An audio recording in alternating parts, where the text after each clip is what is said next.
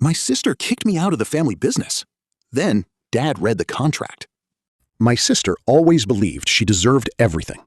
When our dad retired, he left the family business to both of us. But a few months later, my sister called a meeting. In front of everyone, she announced that I was no longer part of the company. I couldn't believe it.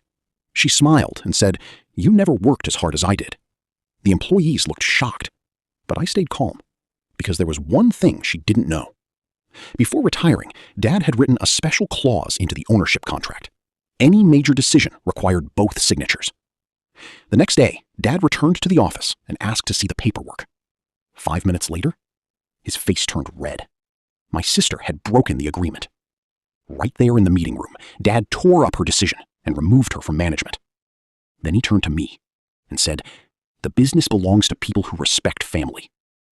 For the first time in her life, my sister had nothing to say.